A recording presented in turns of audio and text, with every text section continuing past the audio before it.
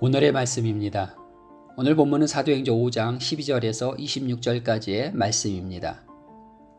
사도들의 손을 통하여 민간의 표적과 기사가 많이 일어나매 믿는 사람이 다 마음을 같이하여 솔로몬 행각에 모이고 그 나머지는 감히 그들과 상종하는 사람이 없으나 백성이 칭송하더라.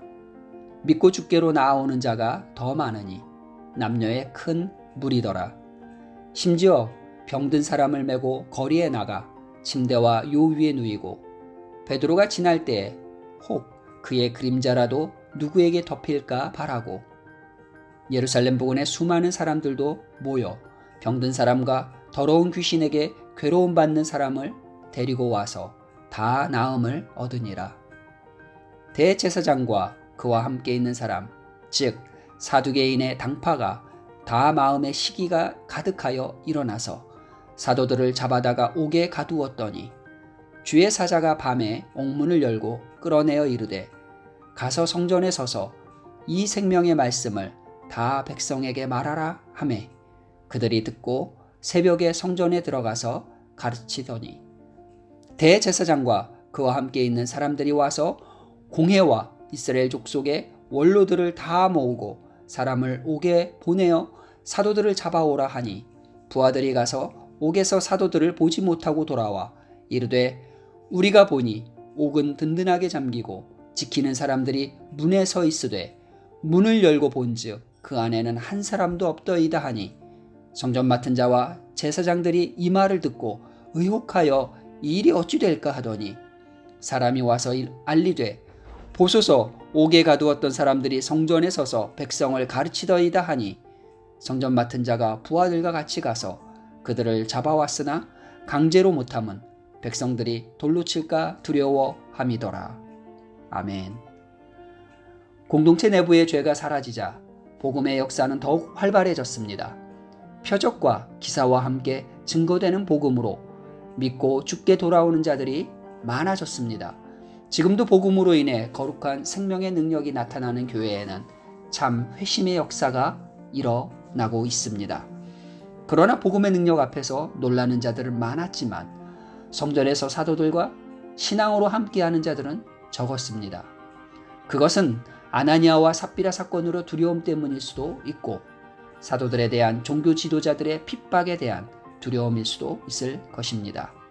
그러나 그 어떤 두려움도 믿음의 확장을 막을 수는 없었습니다. 믿음의 대가가 아무리 크다 할지라도 그리스도께서 우리를 위해 치르신 보혈의 대가와 비교할 수 없기 때문입니다.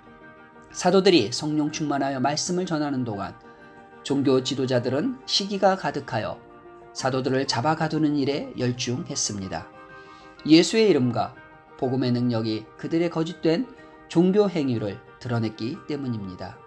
그들에게 수단 방법을 다하여 차지한 이 기득권을 버리고 복음을 받아들이는 것은 죽기보다 더 싫은 일이었을 것입니다. 종교 지도자들의 이 모습을 보며 오늘 내 언행의 동기가 시기와 탐욕은 없는지 돌아봅니다. 결국 사도들은 옥에 갇혔습니다. 그러나 밤에 주의 사자가 옥문을 열었고 사도들은 옥 밖으로 나갔습니다.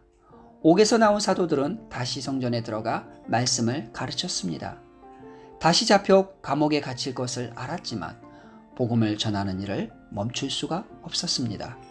가서 성전에 서서 이 생명의 말씀을 다 백성에게 말하라. 주님의 명령 때문이었습니다. 교회가 증인의 사명을 다하는 한 그 어떤 세력도 교회를 대적하거나 막을 수 없습니다. 종교 지도자들은 세상을 두려워하고 사람을 두려워했지만 사도들은 오직 주님만 바라보며 복음을 전했습니다. 내가 의식하며 진정 두려워하는 것은 무엇입니까? 세상의 시선입니까? 아니면 주님의 명령입니까? 오늘도 불의한 위협에 물러서지 않는 그리스도인의 삶, 제자의 길을 걸으시기를 주님의 이름으로 축복합니다.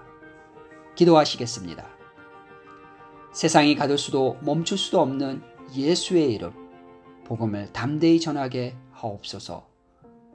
코로나의 확산으로 침체된 세계 경제의 회복을 위해 각국이 적절하게 협력하며 경제적으로 어려움에 처한 모든 가정과 사람들을 위한 대책이 잘 세워지게 성령의 지혜로 저들과 함께하여 주옵소서. 예수님의 이름으로 기도드렸습니다. 아멘.